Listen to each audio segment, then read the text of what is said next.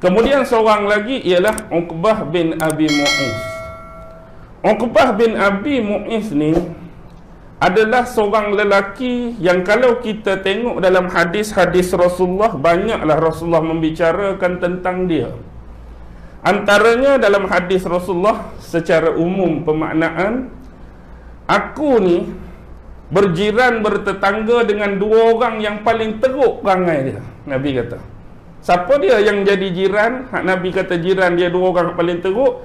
Jiran yang pertama tak ada orang lain, pak saudara dia, Abu Lahab. Hak jadi jiran Nabi pertama Abu Lahab, yang kedua dia ni dah, Uqbah bin Abi Mu'is. Jiran kuat paling teruk, tak ada orang lain, dua orang ni. Tapi dalam sejarah sebagai contoh, banyak ulama' menyebut, dalam tafsir pun ada, yang sebenarnya ada lebih kurang 5 orang jiran-jiran hak perangai teruk ni. Selain daripada Abu Lahab dengan Uqbah bin Abi Mu'is, yang ketiga bernama Al-Hakam bin Ash bin Umayyah. Yang keempat ialah Adi bin Hamra As-Saqafi, dan yang kelima Ibnul Ashad Al-Huzali. Ni 5 orang. Yang jenis kalau cerita-cerita jenis sampah sarak, benda-benda kotor pi buang depan rumah Nabi, pi tampal, pi tempek depan pintu rumah Nabi tu, 5 orang ni, tak ada orang lain. Hak jenis buang kotoran depan rumah, tengah jalan rumah Nabi, inilah orang-orang dia. Dan yang ambil kotoran dan usuh-usuh perut waktu Nabi duduk semayang dalam Masjidil Haram tu, inilah Uqbah bin Abi Mu'is. Tapi Uqbah bin Abi Mu'is ada cerita lain yang Nabi cerita. Nabi kata apa? Tiada lain dan tiada bukan kalau aku ni bertemu dengan kamu luar kota Mekah. Sekarang ni kita dua duduk dalam Mekah. Kalau aku bertemu dengan kamu wahai Uqbah di luar kota Mekah, pasti aku akan penggal leher kamu. Nak cakap teruk sangat dia punya perangai. Ada doa dalam hadis Nabi kata, ya Allah balikkan lubang hidung dia. Tak tahulah nak balik kok mana jenis lubang, jadi kok atas ke. Kalau lubang hidung kita ni kok atas, musim hujan memang cukup payah. Betul tak? Lah ni kalau hujan pun lubang kok bawah dia tak masuk. Kalau lubang tu balik kok atas, jenuh. Dan bantinglah, maksudnya rebahkanlah dia, jatuhkanlah dia. Nadhr bin Haris ni, walaupun dia tu sama jahat dengan Abu Jahal, Abu Lahab, tapi kebanyakan pemuda-pemuda dan pemuka Quraisy ni tak suka dengan dia. Walaupun dia sama-sama jahat, tapi orang tak suka perangai dia. Why? Kerana dia ni orang yang suka ingkar dan mengkhianati janji. Dia banyak berjanji tapi dia khianat janji. Dia banyak berjanji tapi dia ingkar janji. Jadi sebenarnya kenapa dia jadi lagu ni, perangai dia huduh, perangai dia buruk, kerana sememangnya dia ada darah keturunan Yahudi. Dulu tok kepada bapak dia. Tok kepada bapak dia, Uqbah bin Abi Mu'is. Abi Mu'is tu bapak. Tok pada bapak dia bernama Umayyah bin Abdul Syamsin. Umayyah bin Abdul Syamsin ni moyang kepada Uqbah ni, dulu dia pernah pi ke negara Syam, negeri Syam. Bila dia pergi di negeri Syam, dia duduk di sana hampir 10 tahun. Moyang dia tadi. Bila duduk sana, jadi sesuatu benda yang tidak diingini, iaitu dia bermukah. Bermukah ni berzina dengan seorang perempuan Yahudi daripada penduduk sebuah tempat nama Sofuriyah. Jadi perempuan ni bukan anak dara. Perempuan ni bukan tak ada suami. Perempuan ni ada suami dah. Suami pula orang Yahudi penduduk Sofuriyah juga. Jadi bila dia bermukah dan berzina dengan perempuan ni, maka perempuan ni mengandung. Bila perempuan ni mengandung, maka melahirkan anak. Anak hasil daripada zina tadi, maka lahir anak lelaki, diletak nama Zakwan. Nama Zakwan. Kalaulah Umayyah bin Abu Syamsin tu moyang, Zakwan ni tok kepada Uqbah tu lah. Jadi nama timbangan dia Abu Amt. Zakwan nama betul Abu Amt. Kemudian bila dia ni buat onang dengan bini orang, takutlah, dia buat larilah balik ke Mekah. Jadi bila buat lari balik ke Mekah, dia boleh dinisbahkan kepada Arab. Bapak dia Umayyah bin Abdul Syam tu mengikut tradisi Arab jahiliah. Jadi akhirnya keluarlah bapa dia Abi Mu'izz tu, kemudian keluar pula Uqbah. Jadi darah pun darah dah tak elok, darah tak cantik dah. Tak cantik itu bukan pada Yahudi. Yahudi tu dia tak boleh ubah dah. Cuma hari ni konsepsi pemikiran kita Yahudi ni jahat kerana sinonim banyak Yahudi Zionis yang jahat. Jadi bila sebut Yahudi, kita pun terarah kepada jahat. Kita selalu dah sebut dulu kan, bab bangsa ni kita tak ada pilihan. Sebab kita lahir tu memang lahir lagu tu dah. Kau boleh pilih ke sebelum kita nak keluar perut mak kita tu isi borang dulu. Aku ni nak pilih kalau boleh bangsa Cina. Minta dengan Allah, aku nak bangsa Yahudi, aku nak jadi orang negro, aku nak jadi orang ni. Tak boleh. Kita keluar, kita tu bangsa Yahudi pun kita terima dan redha. Yang penting tu hanya bangsa, tak ada apa-apa. Tapi yang penting apa dia? Agama. Hari ni kita Melayu ke Islam, kita bangsa Cina pun Islam, kita bangsa India pun Islam, kita negro pun Islam. Jadi bila kata sinonim macam tu, kita selalu sebut, kalau nak kata jahat ni, semua bangsa ni jahat. Semua bangsa pun ada baik, ada sisi jahat dia. Ke bangsa Melayu semua baik? Baik semua ke? Tak ada. Bangsa Melayu pun ada hak baik, hak jahat ada jahat dia. Cina pun ada Cina hak baik, ada Cina hak jahat. India pun ada India hak baik, India hak jahat. Sebab jahat ni dia tak sinonim dengan bangsa tu, dia melibatkan perangai seseorang. Siapa dia pun, dia tetap akan ada yang baik, akan ada yang jahat, bangsa apa sekalipun. Tapi yang jadi hak kata tak elok tu sebab dia hasil daripada perbuatan zina tu. Okey. Dia ni salah seorang ahli perniagaan yang besar. Antara perniagaan besar dia ialah berniaga khamar. Apa dia khamar?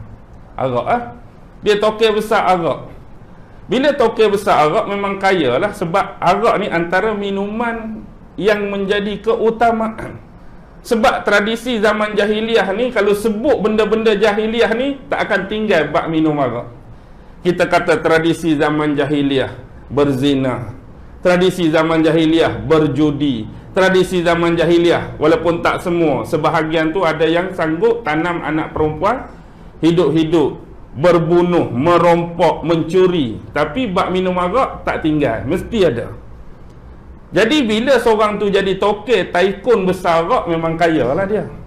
Dan dia satu lagi mempunyai kambing gembalaan yang cukup banyak. Dan dia telah upah 2 orang secara bergaji tetap untuk jaga kambing dia. Yang jadi specialnya, salah seorang sahabat Nabi antaranya yang dia gaji tu, iaitu Abdullah bin Mas'ud. Dia ada satu kisah lah dulu. Abdullah bin Mas'ud ni duduk tengah jaga kambing tuan dia tu. Ni panjanglah sebuah asar riwayat daripada Ibnu Asakir. Nabi dengan Sayyidina Abu Bakar. Nabi dengan Sayyidina Abu Bakar pi tempat Abdullah bin Mas'ud duduk gembala kambing. Dia kata, boleh tak kamu datangkan seekor kambing pada kami? Dia kata boleh, tapi kambing ni bukan kambing aku, tapi kambing yang diamanahkan. Maksud ayat dia ni, aku ni cuma jaga, cuma gembala, tapi kambing ni ada tuan. Jadi kamu nak lagu mana? Nabi kata, bawa kepada aku seekor kambing betina yang tidak dikahwini lagi. Maksudnya yang jenis hak kambing betina, hak muda lagi. Hak kambing jantan tak naik atas dia lagi lah, mudah. Jadi dia pun pi cari seekor kambing betina, bawa jumpa Nabi. Biasanya kambing betina hak tak kahwin lagi ada susu ke tak ada susu? Tak ada susu. Tapi Nabi angkat tangan, Nabi berdoa, kemudian Nabi perah, keluar susu. Keluar susu, Nabi suruh Abu Bakar minum dan Nabi minum. Habis selesai minum, Nabi angkat tangan sekali lagi, Nabi kata menyusutlah. Menyusut tu maksud jadi macam asal balik. Jadi macam hak kambing biasa balik tadi, hak macam seolah-olah tengok tu tak ada susu. Jadi bila tengok macam ni, dia minta sesuatu dengan Nabi. Apa yang dia minta? Dia kata, wahai Rasulullah, ajarkan aku macam hak Nabi sebut tadi kat kambing apa dia, atau sekurang-kurangnya ajarkan kepada aku ayat-ayat Quran yang pernah turun pada kamu. Jadi antara kata-kata masyhur Abdullah bin Mas'ud ialah dia sebut apa? Dia kata sekurang-kurangnya sebanyak 70 surah yang aku belajar secara terus daripada Rasulullah, dan tak ada seorang sahabat pun yang boleh menandingi aku dalam bab ini. Dia antara seorang sahabat yang paling berani membaca dan melantungkan ayat-ayat Quran waktu tengah orang-orang takut dulu nak tonjolkan Islam dia dulu. Kan dulu masuk Islam sembunyi-sembunyi. Tapi dia ni, dia sanggup baca, kemudian bila lalu orang kafir, sengaja penderak bacaan. Hebat dia. Dia tak takut orang pukul ke, orang buat apa pun. Itulah Abdullah ibnu Mas'ud. Jadi itulah dua orang. Tu lebih kurang cerita. Dua orang ni lah diutuskan oleh bos-bos mereka ni pi ke negeri Madinah. Waktu ni Nabi tak hijrah lagi. Untuk apa pi ke Madinah? Nak minta bantuan dengan robai-robai Yahudi. Tanya robai-robai Yahudi, lagu mana cara kita ni nak peralah Muhammad? Nak minta bantuan. Cara dia duk buat sama dia di Mekah tu tak lepas semua, tak jalan lah. Jadi 3 benda mereka bawa.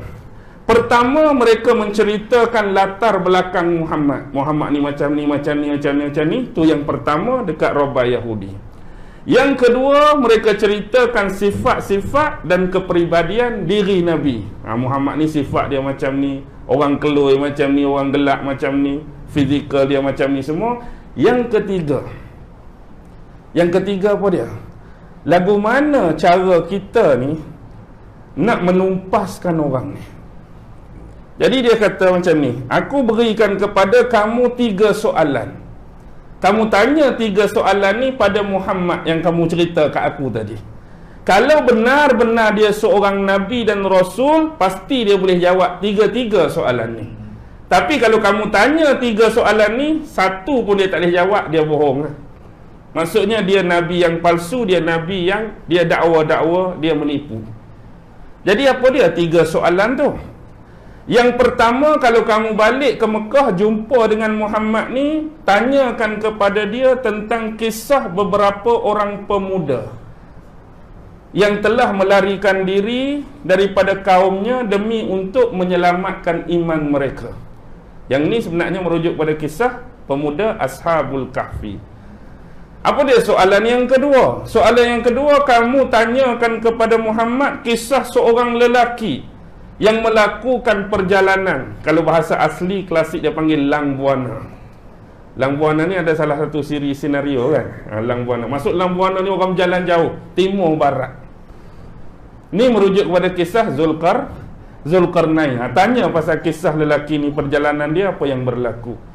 Yang ketiga ni, dia sebenarnya tak ada kena-mengena dalam surah Al-Kahfi, tapi dia duduk dalam surah sebelum tu, surah Al-Isra ayat 85. Wa yas'alunaka 'anir ruh qulir ruhu min amri rabbi wa ma utitum minal ilmi illa qalila. Tanyakan dia tentang permasalahan ruh. Jadi bawa balik benda ni, harapan-harapan 3 soalan ni Nabi tak boleh jawab. Dengan niat nak peralah Nabi lah. Jadi nombor 1 tanya Nabi apa? Ashabul Kahfi. Yang kedua tanya Zulkarnain. Yang ketiga tanya persoalan ruh. Bila 3 soalan ni dibentangkan pada Nabi, memang Nabi tak ada jawapan. Nabi tak tahu pun cerita sebelum tu Ashabul Kahfi tu apa, Zulkarnain tu apa, lebih-lebih lagi persoalan ruh. Jadi Nabi menjanjikan kepada mereka keesokannya aku akan bagi jawapan. Tapi Nabi tak limitkan masa esok tu. Contoh pukul 9 esok ke pukul 10, Nabi tak sebut pukul berapa, waktu bila, tapi Nabi kata esok. Dan bila sebut esok tu, Nabi mengharapkan apa? Contoh orang mari tanya soalan pada kita, kita tak tahu jawapan, hang mari esok lah. Jadi yang diharapkan Jibril turun bagi jawapan. Tapi Jibril tak turun pada Nabi bukan kata esok tu, 15 hari berselang Jibril tak turun. Inilah peluang yang digunakan oleh kafir-kafir Quraisy nak apa? Nak meremeh-remeh dan menuduh Nabi ni tak tahu, Nabi palsu, Nabi ni pembohong. Dah mari esok tu ada jawapan tak? Tak ada. Mari pula lusa, tak ada. Mari hari seterusnya, tak ada. 2-3 kali Muhammad ni alah leceh. Boleh jawab ke tak boleh jawab ni? Janji esok, mari hari ni, esok pula, mari ni, esok pula. Maksudnya peluang ni digunakan oleh dia untuk meraih simpati masyarakat pada waktu tu yang Muhammad ni memang tak boleh percaya. Dia tak boleh jawab dah, dia bukan Nabi pun. Jadi menyebabkan keadaan ni Nabi jadi apa? Kalau kita duduk keadaan Nabi tu, oh jadi tak tentu arah, jadi rasa apa, sempit dada, jadi rasa kecewa, jadi rasa frah kerana menerima tuduhan-tuduhan tadi. Jadi selepas 15 hari itu baru Jibril datang. Waktu turun tentang Ashabul Kahfi, waktu turun tentang Zulkarnain, waktu turun tentang permasalahan roh. Antaranya pengajaran duk tengah tu, bila berjanji dengan orang kena sebut apa? InsyaAllah. Walaupun benda tu sebenarnya memang Allah nak bagi dah tentang insya-Allah tu, tapi ada bentuk, ada cara dia nak beri jadi cerita tu. Jadi Nabi tu dia janji, dia tak sebut benda tu. Jadi lain kali kalau kita nak berjanji dengan orang yang tidak tahu tempoh bila-bila, hanya perlu menyebut insya-Allah, mudah-mudahan, tapi tak tahu bila. Okey, bila turun semua benda ni, terjawablah persoalan-persoalan tadi. Tapi hak Nabi sesak dada, rasa kelam, rasa serabut, kecewa tadi, Allah rakam dalam surah Kahfi juga ayat yang ke-6. Fala'allaka bakhi'un nafsaka ala atharihim illam yu'minu bihadzal hadisi asaf. Adakah dengan sebab ini kamu bakhik ni maksudnya membinasakan diri kamu? Dalam terjemahan Melayu ada sebut, adakah kerana sebab ni kamu nak bunuh diri kamu, mencelakakan diri kamu wahai Muhammad, hanya kerana mereka berpaling daripada kamu. Illam yu'minu, walaupun mereka tak beriman bihadzal hadis, dengan keterangan ni merujuk kepada Al-Quran. Asafa, janganlah kamu kecewa.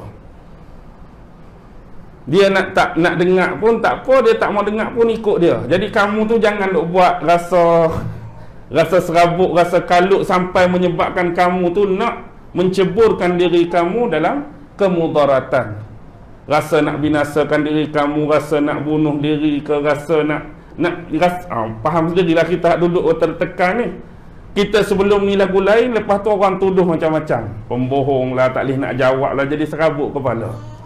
Tu kadang-kadang orang pi jam petang Pulau Pinang tu, rakam, letak kamera dulu sekali, selamat tinggal semua, bye-bye, terjun tak.